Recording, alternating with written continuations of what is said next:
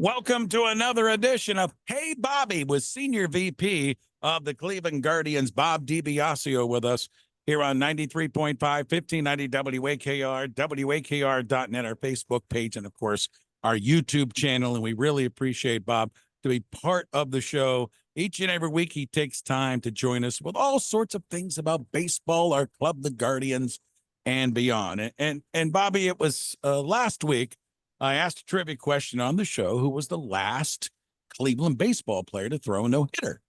And of course, the answer is Len Barker and his perfect game. He's the last one to throw the no-hitter. And Len Barker is an interesting story in Cleveland history because after he pitched here, left here, came back here. He really loved Cleveland and he's made his home in the Cleveland area. And I know you're very close to Len Barker. So I thought maybe you could expand a little bit on the big right-hander.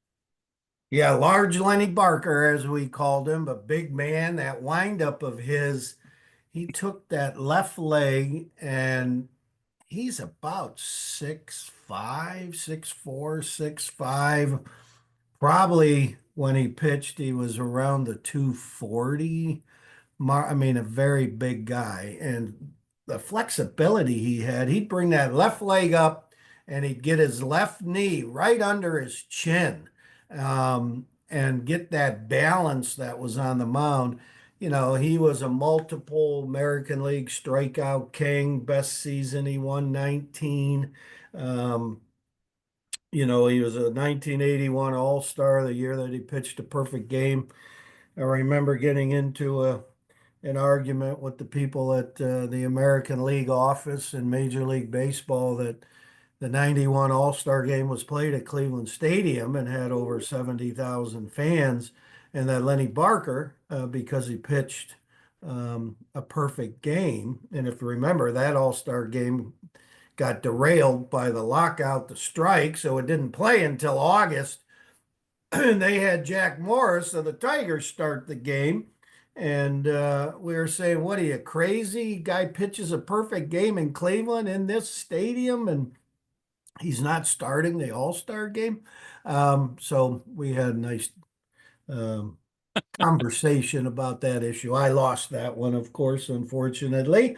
Um, but the memories of his perfect game, it was the 10th in Major League Baseball history. There's now been 24 perfect games. Ray, we just had, um, now I can't remember the player's name that just hit 4 homers in the game and his first 4 at-bats. There's only been 19 of those. So think about that. It's a little bit more rare for somebody to hit 4 home runs in a game than it is to pitch a perfect game, which if you would have asked me before this gentleman hit the 4 homers like Rocky Colavito did in 1959, Just, I would have, just in case you forgot. yeah, in case you forgot that I would have said the perfect game is more difficult an achievement than a 4 homer game, but it's not. Couple real funny things on that. I remember Brian Gumbel was one of the hosts of the Today Show on NBC, and he calls me and says the perfect game is on a Friday night. He wanted Lenny to go to the Channel 3 studios in Cleveland. He lived in Medina, to be live in the studio, to go live on the Today Show. And I go up to Lenny and he's like, nah, that's too early in the morning.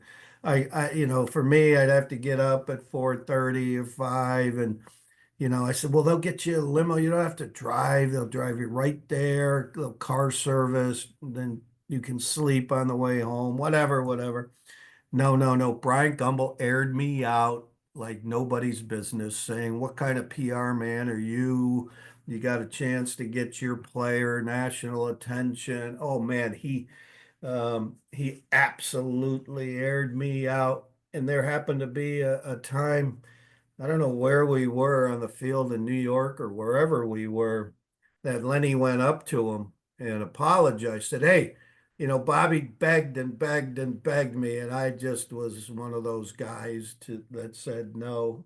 the funniest thing of all that, his grandmother living in West Virginia.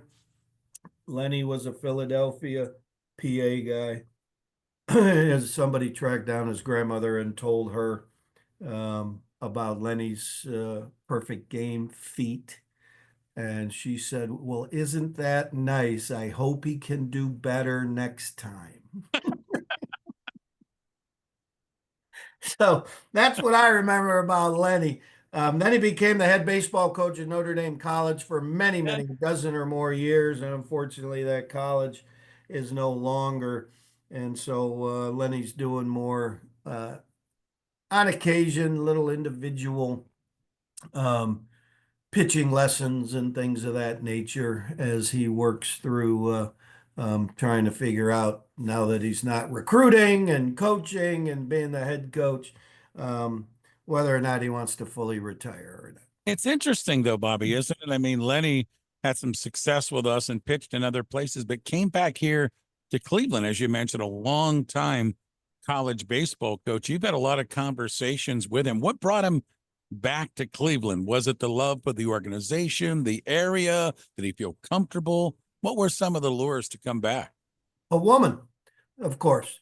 He funny thing, he um, later in life he met a lady from uh, the Chardon area, and her dad actually played in our fantasy camp, Hmm. and the dad was um, part of the Ferrante winery family over there, and big fisherman and hunter, and that Lenny lives to fish and hunt, and so he invited him in the summertime to come up, and there were some charter fishing tournaments and things of that nature. So Lenny living in Atlanta at that time and would come back and forth. He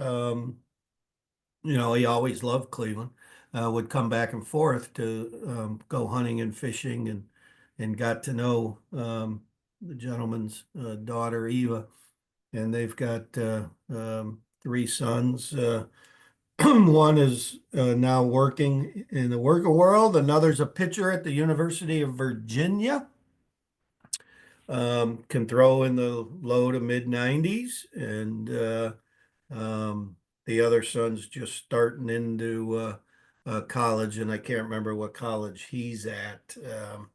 But the one who's at Virginia had a heck of a senior season at Chardon High School. They won he was a defensive end and an offensive tackle, and they won the state championship in football. And then they won the state championship in baseball when he was a pitcher first baseman. So that kid won two state championships his senior year at Chardon High. Heck of an athlete. Living right. Senior VP with the Guardians, Bob DiBiasio with us. It's called Hey Bobby. We do it each and every week. Well, last week had a chance to go to the afternoon game, and I talked about it on WAK. I brought my grandson to his first game, was up there with my daughter, and we had a wonderful time. And Bobby even took time to come down and sit with us for an inning or so, and he enlightened us. He said, "Hey, did you get the certificate for Creed for his first game?" And I knew nothing about this. He said, "Come on."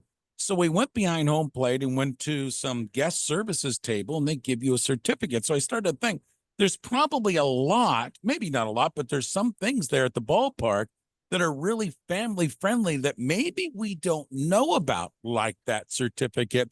That, Bobby, maybe you can go down the road with us a little bit with helping us with our experiences with our families and kids as we go to the ball games. Yeah, that was really fun to be there with you, and being a new grandparent myself, the way we are just in pure joy whenever we're around our grandkids. It's so, so special. The first game certificate isn't, exclusive to little fans. If your grandmother is at her first game, you can go get her it's a first game certificate. Mostly it's for little kids, obviously, who have, make their inaugural visit to a Guardians baseball at Progressive Field. But um, that certificate is available to everybody, and it's fun. You get it framed, you hang it up in their bedroom, and 25 years from now, they'll look at it and be in amazement that, they were there with grandpa and having some fun. Um, we have fans that are 5 years old, 95 years old, so we have to make sure that we provide entertainment for everybody in that group, which isn't easy when you're in a confined environment, but we work hard to make sure that families especially have a wonderful visit. So the middle deck of right field, we call that, used to call it the mezzanine section when we first opened up, but it's now the family deck because the middle deck of right field, right behind those seats is all the family activities, the interactives. How fast can you run 90 feet? And can you beat Kenny Lofton and Stephen Kwan's numbers from home to first? There's, little hitting areas. There's places to throw a baseball, um, some other things for the smaller kids to just release some energy and have some fun. There's indoor, outdoor family activities in that area. Kids focused concessions, juice boxes, and things of that nature that the families are looking for. And again, when you're at a ballpark and you have little ones with you, and they're walking age, that you need to move around a little bit. It's tough for them to sit in the seat. And so that middle deck right field, the family deck, is the place to go. Again, it's both indoors and outdoors. The indoor part has an area on the outside where you can still keep an eye on the game on the field. You're not so removed that you have to watch it on a video monitor. Um, and we're one of the only few places in all of baseball where you can still have your kids running around and you can still keep an eye on the live action on the field. So we think we've created a pretty fun family deck and family affordable ticketing. Yeah, and that's true. And a lot of people might not understand this either. When you talk about families and the backpacks, and I saw them up there last Wednesday. They had two, three kids with them, and they're coming on in. But you can really bring, to a degree, right, Bobby? You can bring your own food. Oh, yes. We need Yeah. to into the ballpark, and that's real important for these families with these little kids to understand. I don't think enough people understand that. It it bothers me when I hear people talk about the prices of concessions.